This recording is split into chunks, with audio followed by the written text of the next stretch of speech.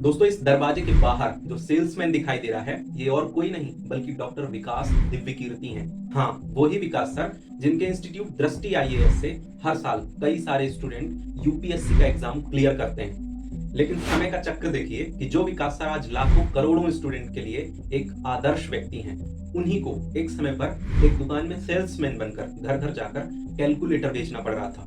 शुरुआत से ये बनना तो चाहते थे एक अच्छा और बड़ा नेता, लेकिन भाग्य ने इनके नाम कुछ और ही लिख रखा था। इन्होंने पहली बार यूपीएससी का एग्जाम दिया और फर्स्ट अटेम्प्ट में ही इनका सिलेक्शन हो गया, लेकिन इन्हें वो पोस्ट नहीं मिली, वो डिपार्टमेंट नहीं मिला जो इन्हें चाहिए था। और वो पोस्ट आज भी लाखों करोड़ों एस्पिरेंट्स की चाहत है, आईएएस।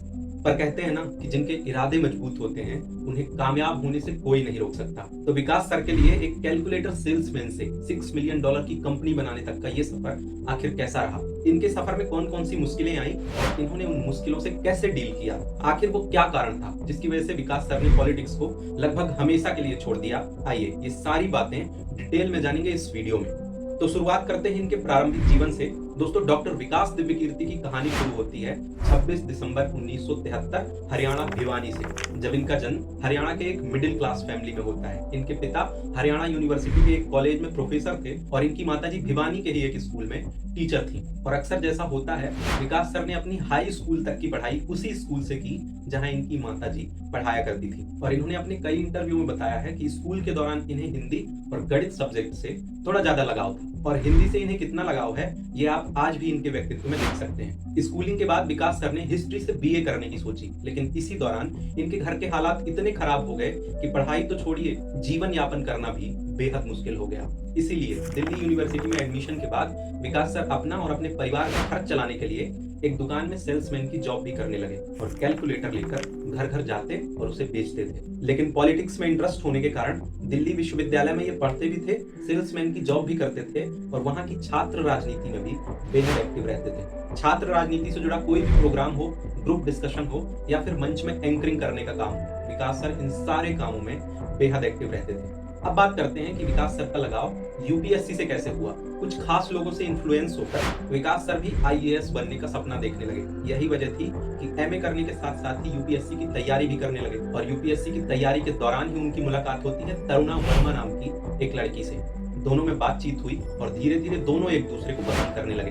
अब क्योंकि उस समय तक विकास सर के बड़े भाई की शादी नहीं हुई थी, इसलिए अपने रिलेशन के बारे में अपने घर वालों को बताने में थोड़ा संकोच हो रहा था। लेकिन फिर भी हिम्मत करके जब विकास सर ने तरुणा मैम के बारे में अपने पिताजी से बताया तो पिताजी ने कहा ठीक है, उसे ले आना, बाकी सब हम देख लेंगे। और इस सब के बाद तरुणा मैम की बात अब विकास सर के घर वालों से भी होने लगी। वे सब लोग शादी से पहले ही तरुणा मैम से इतने घुल मिल गए मानो शादी से पहले ही वे उन्हें अपनी बहू मानने लगे थे। कुछ सालों के बाद विकास सर का एमए कंप्लीट हो गया और वे दिल्ली यूनिवर्सिटी में ही असिस्टेंट प्रोफेसर के रूप में पढ़ाने लगे। और साल 1996 में हिस्ट्री को ऑप्शनल सब्जेक्ट बनाकर यूपीएससी का फॉर्म फिल कर दिया। लेकिन बाद में जब उन्होंने समाज शास्त्र को ठीक से पढ़ा तब उन्हें लगा कि ये तो ज्यादा अच्छा सब्जेक्ट है और फिर उन्होंने एक बार और फॉर्म भरा जिसमें समाज शास्त्र को ऑप्शनल सब्जेक्ट बना लिया। अगले कुछ महीनों तक विकास सर ने खूब मन लगाकर पढ़ाई की, लेकिन जैसे जैसे एग्जाम की डेट करीब आ रही थी वैसे वैसे इनकी घबराहट बढ़ती जा रही थी। अब एग्जाम में सिर्फ 7 दिन ही बचे थे और वे इतने डरे हुए थे कि उन्होंने फैसला लिया कि वे इस बार एग्जाम में नहीं बैठेंगे। लेकिन जब इस बात की खबर तरुणा मैम को हुई तो उन्होंने काफी समझाने की कोशिश की, लेकिन जब विकास सर नहीं माने तो मैम ने विकास सर के पेरेंट्स से बात की। और जब विकास सर के पिताजी ने उन्हें कॉल किया और बोला कि तुम एग्जाम तो दो, एग्जाम में बैठो तो ज्यादा से ज्यादा क्या होगा, नहीं निकलेगा, बस यही ना। पिताजी से बात करने के बाद विकास सर थोड़ा रिलैक्स हुए और एग्जाम देने के लिए एग्री हो गए। फिर जब विकास सर ने एग्जाम दिया तो उनका प्रीलिम्स क्लियर हो गया। फिर कुछ दिनों के बाद मेंस हुआ, मेंस भी क्लियर हो गया। अब बाकी रह गया था इंटरव्यू। इंटरव्यू होने से पहले 26 मई 1997 को विकास सर और तरुणा मैम ने शादी कर ली। और शादी के कुछ दिन बाद जब इंटरव्यू हुआ तो उसमें भी इन्हें सफलता मिल गई। 4 जून 1998 को जब फाइनल रिजल्ट आया तब डॉक्टर विकास दिव्यकीर्ति का रैंक था 384। अब वैसे तो विकास सर को उम्मीद थी कि उनकी पोजीशन टॉप 20 में हो सकती है, लेकिन ऐसा नहीं हुआ। और उस टाइम पर आईएएस की 56 और आईपीएस की 36 सीट ही अवेलेबल थी। इस कारण जो ड्रीम जॉब विकास सर को चाहिए थी वो उन्हें नहीं मिली। पहले तो उन्हें CISF में एक पोस्ट मिली, लेकिन मेडिकली फिट न होने के कारण मिनिस्ट्री ऑफ होम अफेयर्स के डिपार्टमेंट ऑफ ऑफिशियल लैंग्वेज में सेक्शन ऑफिसर की पोस्ट मिल गई। जॉब विकास सर के पसंद की नहीं थी, इसलिए इसे करने में उनका मन बिल्कुल नहीं लग रहा था और 8 से 10 महीने में ही इन्होंने अपनी वो UPSC वाली जॉब छोड़ दी और फिर से तैयारी करने लगे ताकि वे अपनी ड्रीम जॉब पा सके। लेकिन किसी बार प्री नहीं निकला, किसी बार मेंस नहीं निकला और किसी बार इंटरव्यू पास नहीं कर पाए। अब जानते हैं दृष्टि IAS की शुरुआत कैसे हुई। तो दोस्तों, जब ये तैयारी कर रहे थे उस दौरान भी ये कुछ स्टूडेंट्स को पढ़ाया भी करते थे और इनका पढ़ने और पढ़ाने का तरीका इतना शानदार है कि इन्हें विद्यार्थी ढूंढने नहीं पड़ते। देखते ही देखते इन विद्यार्थियों की संख्या इतनी बढ़ गई कि इनके कमरे में ये सारे बच्चे ठीक से बैठ नहीं पा रहे थे और इसी कारण स्टूडेंट की डिमांड के कारण ही 1 नवंबर 1999 को इन्होंने दृष्टि IAS की स्थापना की और फिर इस दृष्टि IAS को रन करने के साथ ही इन्होंने MPhil यानी कि मास्टर ऑफ फिलॉसफी, हिंदी से PhD और LLB की डिग्री भी हासिल की।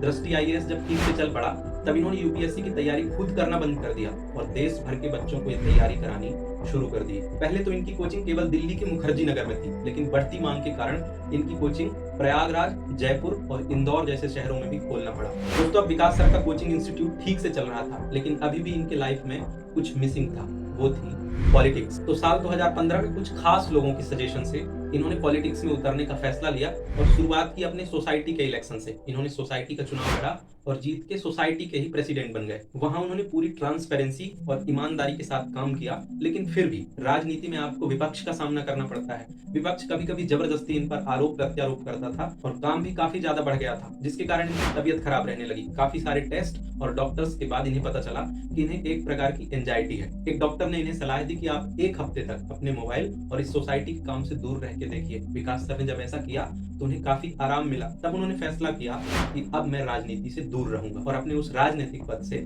इस्तीफा दे दिया। इसके बाद विकास सर उन विद्यार्थियों के लिए कुछ करना चाहते थे जो UPSC की तैयारी कर रहे हैं, लेकिन महंगी कोचिंग फीस अफोर्ड नहीं कर पाते हैं। इसलिए उन्होंने 2017 में 2 YouTube चैनल बनाए, एक दृष्टि IAS के नाम से और दूसरा दृष्टि IAS इंग्लिश के नाम से। इन दोनों YouTube चैनल पर विकास सर कंटिन्यू UPSC की तैयारी के लिए कंटेंट प्रोवाइड करते हैं, जिसकी मदद से UPSC की तैयारी करने वाले स्टूडेंट अपनी तैयारी को स्ट्रॉन्ग कर सकते हैं और जो बेसिक जानकारी होती है जैसे सिलेबस संबंधी, बुक संबंधी, एग्जाम प्रोसीजर संबंधी, ये सारी जानकारी आप इनके YouTube चैनल पर आसानी से प्राप्त कर सकते हैं। दोस्तों, विकास सर की टीचिंग स्किल इतनी गजब की है कि हर साल इनके इंस्टीट्यूट से कोई ना कोई विद्यार्थी जरूर सेलेक्ट होता है और इनकी पढ़ाई एक IPS ऑफिसर पर तो मूवी भी बन चुकी है। हम बात कर रहे हैं 12th फेल मूवी की, जो 27 अक्टूबर 2023 को रिलीज की गई, जिसमें IPS मनोज कुमार शर्मा की कहानी दिखाई गई है। इसमें विकास सर का काफी अहम रोल था, इसलिए जब इनकी एक्टिंग की बारी आई तो विकास सर ने फिल्म में खुद अपने रोल की एक्टिंग की है। और यदि आप सोच रहे हैं कि एक्टिंग के लिए सर ने कितनी फीस ली, तो इन्होंने कोई फीस नहीं ली,